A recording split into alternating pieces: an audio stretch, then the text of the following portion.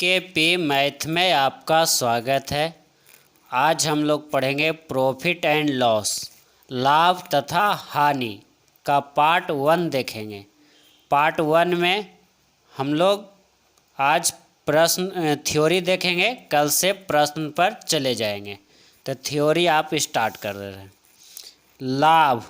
लाभ का मतलब, अगर जैसे प्रश्न में आपको लाभ दिखे इसका मतलब समझना है प्लस, और जैसे ही प्रश्न में आपको हानि लिखे, हानि मिले, वैसे समझना है माइनस। तो लाभ का मतलब प्लस, हानि का मतलब माइनस। और आगे हम लोग चलेंगे, इसमें 3-4 पॉइंट है जिसको हम लोग बारी बारी से देखेंगे। पहला पॉइंट आपको है क्रय मूल्य। क्रय मूल्य किसको कहते हैं?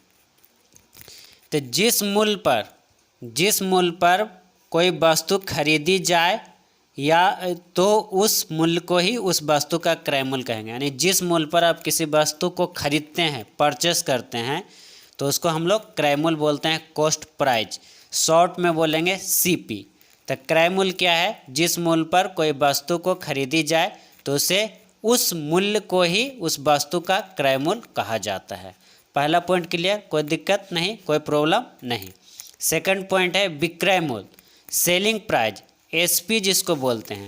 यानी जिस मूल्य पर कोई वस्तु को बेची जाए तो उसे उस मूल्य को ही उस वस्तु का विक्रय मूल्य यानी कि सेलिंग प्राइस कहा जाता है। कोई प्रॉब्लम नहीं। अगला पॉइंट चलते हैं। जैसे हम आप इसको थोड़ा एग्जाम्पल लेकर समझ लेते हैं। एग्जाम्पल में क्या है? कहता है राम ने एक घड़ी 500 रुपया में खरीदा तथा इस घड़ी को 800 रुपया में बेच दिया जाए, तो घड़ी का क्रय मूल्य एवं विक्रय मूल्य क्या होगा? तो आप घड़ी का क्रय मूल्य कहेगा तो घड़ी का क्रय मूल्य, घड़ी का क्रय मूल्य। तो आप घड़ी को कितना में खरीदे हैं? तो कितना में खरीदे हैं घड़ी को? तो खरीदे हैं, उसी को क्रय मूल्य कहते हैं। तो 500 रुपया में खरीदे हैं तो घड़ी का क्रय मूल्य कितना हो गया? 500 रुपया। कहेगा घड़ी का विक्रय मूल्य, घड़ी का विक्रय मूल्य, घड़ी का विक्रय मूल्य। तो घड़ी को आप कितना में बेच रहे हैं? तो घड़ी को कितना रुपया में बेच रहे हैं? तो 800 रुपया में बेच रहे हैं। तो घड़ी का विक्रय मूल्य कितना हो गया? 800 रुपया। इतनी बात समझने में किसी को कोई परेशानी नहीं। तो आगे बढ़ते हैं। आपका अगला पॉइंट है ऊपरी व्यय या ऊपरी खर्च। ऊपरी व्यय कहिए या तो ऊपरी खर्च कहिए, ठीक है। तो ऊपरी व्यय किसको कहेंगे? यानी किसी वस्तु को खरीदने के क्रम में क्रय मूल्य के अलावे जो अतिरिक्त खर्च होता है उसे ही उस वस्तु का खर्च, ऊपरी व्यय या ऊपरी खर्च कहा जाता है। उस वस्तु का ऊपरी, यहाँ पर लिख देते हैं, ऊपरी खर्च या ऊपरी व्यय कहा जाता है, ठीक है। तो ध्यान दीजिएगा। जैसे मान लीजिए हम ऊपरी व्यय कहाँ खर्च करते हैं। जैसे मान लीजिए कोई मोटरसाइकिल खरीदा, मोटरसाइकिल खरीदने पर उसमें पेट्रोल डलाया या तो फिर उसका सर्विसिंग करवाया, तो या तो फिर कोई सामान उसमें ख़राब है उसको चेंज करवाया, बनवाया, तो उस पर जो अतिरिक्त खर्च हुआ उस वस्तु को खरीदने के बाद उसकी मरम्मत पर या उसके रख रखाव पर जो अतिरिक्त खर्च हुआ उसी को ऊपरी व्यय कहते हैं। तो ऊपरी व्यय कहाँ कहाँ खर्च होंगे? ऊपरी व्यय आप कहेंगे तो एग्जाम्पल में आप ले तो यातायात पर, यातायात मतलब जाने आने में जो भाड़ा लगता है, यातायात पर खर्च को ऊपरी व्यय कह सकते हैं। या भाड़ा जिसको बोलते हैं, भाड़ा हम लोग सब में बोलते हैं भाड़ा, किराया एक तरह से। उसके बाद खाना के ऊपर जो खर्च करते हैं, नाश्ता, जो प्रश्न में आपको मिलेगा, खाना, नाश्ता, ये सब ऊपरी व्यय पर खर्च किया जाता है, ठीक है। अगर आपको और कहें तो मरम्मत मतलब सर्विसिंग करवाने में, कर जो हम लोग टैक्स जिसको बोलते हैं इंग्लिश में टैक्स, कर, तो अतिरिक्त पर आता है, ऊपरी व्यय में आता है। चुंगी बोलते हैं गांव की भाषा में, इत्यादि मतलब जिस पर अतिरिक्त खर्च किया गया हो ना, क्रय मूल्य के अलावे उस पर जो खर्च आता है उसी को ऊपरी व्यय ऊपरी खर्च कहा जाता है। तो ए पॉइंट भी आपको कंप्लीट हो गया। अगला पॉइंट देखते हैं। अगला पॉइंट आपको है लागत मूल्य, या उसी को बोलेंगे उत्पादन मूल्य। उत्पादन मूल्य या लागत मूल्य यानी किसी वस्तु का क्रय मूल्य एवं उस वस्तु को खरीदने के क्रम में किया गया ऊपरी खर्च के योगफल को ही उस वस्तु का लागत मूल्य कहा जाता है। सपोर्टेड, जैसे मान लिया आप 500 रुपये का कोई सेकंड हैंड मोबाइल खरीदें, उस पर आप 300 रुपया खर्च कर दें उसको मरम्मत में, उसमें उसको बनाने में या उसके बैटरी चेंज कराने में किसी पर खरीदें, तो टोटल हो गया 800, 5 3 800। तो 800 जो रुपया हो गया वो लागत मूल्य यानी उत्पादन मूल्य कहलाएगा। ठीक है, यानी लागत मूल्य जब आपसे पूछा जाए एग्जाम में, लागत मूल्य आपसे एग्जाम में पूछा जाए तो करना क्या है, क्रय मूल्य यानी जितना में खरीदें अब प्लस ऊपरी व्यय, उस पर जो अतिरिक्त खर्च किए उसको मरम्मत कराने में, वो दोनों को जोड़ दीजिएगा तो आपका लागत मूल्य निकल के आ जाएगा। लागत मूल्य निकल के आ जाएगा। तो ये आपका लागत मूल्य उत्पादन मूल्य आपका ये पॉइंट आपका क्लियर हो गया। आगे बढ़ते हैं। अब हम शुरू किए लाभ और हानि का जो चैप्टर शुरू किए हैं, तो उसमें लाभ और हानि के बारे में तो आपको पढ़ना मस्ट है। तो लाभ मतलब होता है प्रॉफिट, इंग्लिश में कहें प्रॉफिट, यानी किसी वस्तु का विक्रय मूल्य क्रय मूल्य से जितना अधिक होता है तो उसे उस अधिक मूल्य को ही लाभ कहा जाता है। मान लो कोई वस्तु 100 रुपया में खरीदें और उसको हम 150 रुपया में बेच रहे हैं, तो हम क्रय मूल्य किए हैं 100 रुपया, विक्रय मूल्य कितना हो गया 150, यानी कितना लाभ हो गया 50 रुपया। तो ये चीज़ तो आपको समझ में आता है, इसमें कोई डाउट नहीं है। इसी में हम आगे और थोड़ा सा बढ़ें अगला पॉइंट की ओर। अगला पॉइंट, चलिए इसमें हम थोड़ा सा फार्मूला लिख दें, बता दें। जैसे आपको पूछ दे लाभ, है ना, लाभ एग्जाम में पूछ दे लाभ बराबर, तो क्या करेंगे, विक्रय मूल्य अब माइनस क्रय मूल्य कर देंगे। विक्रय मूल्य माइनस क्रय मूल्य यानी कि P बराबर प्रॉफिट बराबर सेलिंग प्राइस अब माइनस कॉस्ट प्राइस। आप ये काम करिएगा, आपका क्या होगा, आंसर निकल के आ जाएगा। लाभ बराबर आपको निकल के आ जाएगा। इसी में अगर आपसे पूछे लाभ प्रतिशत, आपसे पूछ सकता है लाभ प्रतिशत, तो लाभ प्रतिशत से पूछ दे लाभ प्रतिशत निकालने के लिए तो क्या करना है, लाभ हमेशा किस पर होगा, क्रय मूल्य पर होगा।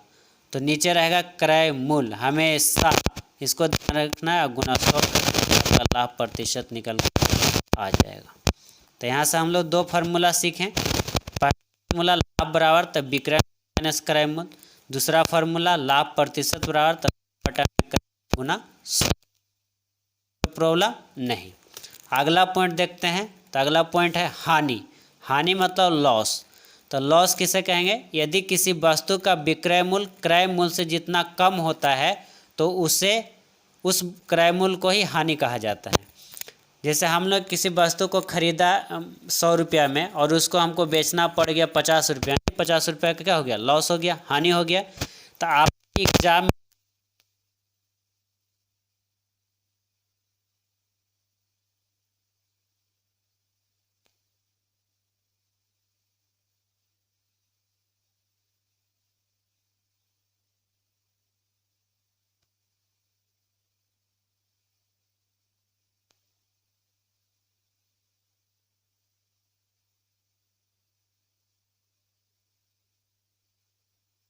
हानि प्रतिशत बराबर हानि प्रतिशत बराबर पूछेगा। तो हानि प्रतिशत बराबर जैसे पूछेगा तो क्या करना है, हानि और बटा में हमेशा क्या लेके चलना है, क्रय मूल्य। हमेशा हानि पूछे या लाभ पूछे, हमेशा नीचे क्या रहेगा, क्रय मूल्य, गुना क्या कर देना है 100। आपका हानि प्रतिशत निकल के आ जाएगा। तो ये आपका दो यहाँ से एक फार्मूला हानि बराबर क्रय मूल्य माइनस विक्रय मूल्य, और यहाँ से हानि प्रतिशत बराबर हानि बटा में क्रय मूल्य गुना 100।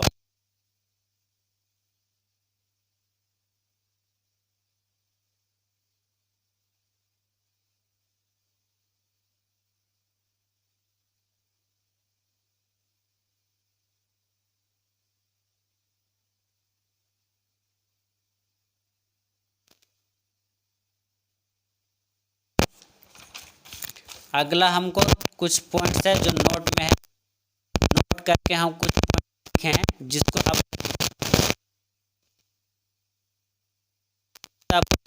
जाएगा, याद करने की जरूरत नहीं रखिएगा। तो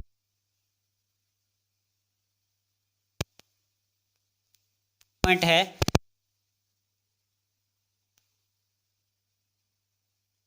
क्रैमूल को माना गया, ठीक है। बेस पॉइंट किसको माना गया है, को हम बता रहे थे कि लाभ निकालना रहे चाहे हानि निकालना रहे, लाभ प्रतिशत निकालना रहे चाहे हानि प्रतिशत रहे, हमेशा किस पर काम करना है, तो क्रैमूल पर ही काम किया जाता है। ये पहला पॉइंट होगा जो तो आपको याद हो। दूसरा पॉइंट, क्रैमूल को हमेशा 100 माना जाता है। जब आप हिसाब बनाइएगा, है ना, प्रश्न को सोल्व कीजिएगा, तो जब भी क्रैमूल मानिएगा तो उसको कितना मानना है, 100 मानना है। ये आपका दूसरा पॉइंट हो गया। तीसरा पॉइंट, लाभ प्रतिशत या हानि प्रतिशत की गणना हमेशा क्रैमूल पर ही किया जाता है, जो अभी अभी हम लोग ने सीखा है। तो ये चीज़ को भी हमने अभी अभी सीख लिया है कि हमेशा गणना कहाँ करना है, क्रैमूल पर करना है। तो ये तीनों पॉइंट तो आपको ध्यान में रखेंगे, कोई प्रॉब्लम। यहाँ से अभी मान लें हम अभी अभी सीखे, फिर से रिपीट कर दें कि अगर आपसे पूछ दिया लाभ प्रतिशत लाभ बराबर, तो क्या करना है, लाभ और बटा में क्रैमूल और गुना 100। या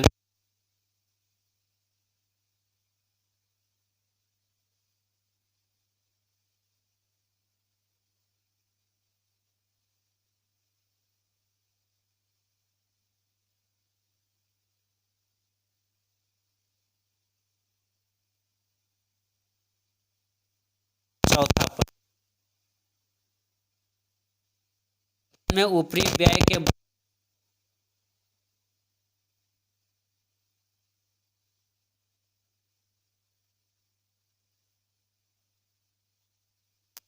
ठीक है। आपको इस चीज में कुल पर जो हम करना,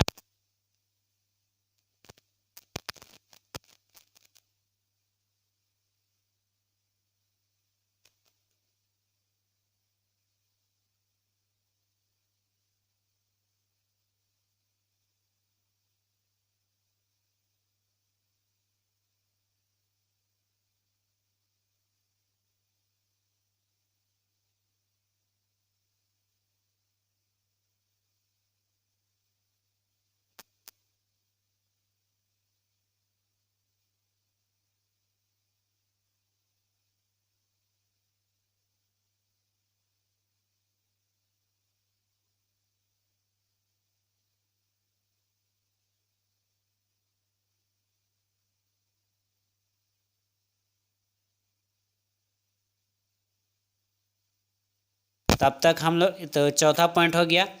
पांचवा पॉइंट आप ध्यान दीजिएगा, पांच क्या ही है, ये पॉइंट आप सीख गए, आज का थ्योरी आपका ख़त्म हो जाएगा। कल से हम लोग कहाँ चल जाएंगे, प्रश्न पर, प्रश्न बनाना स्टार्ट हो जाएगा लाभ और हानि का। तो हम लिखते हैं, एक लाइन ध्यान दीजिए, यदि किसी वस्तु का क्रय मूल्य 100 रुपया, तो पहला पॉइंट आपसे पूछ सकता है कि 10% लाभ पर विक्रय मूल्य क्या होगा। तो जैसे 10% लाभ पर विक्रय मूल्य कह रहे हैं, 100 अब प्लस क्या,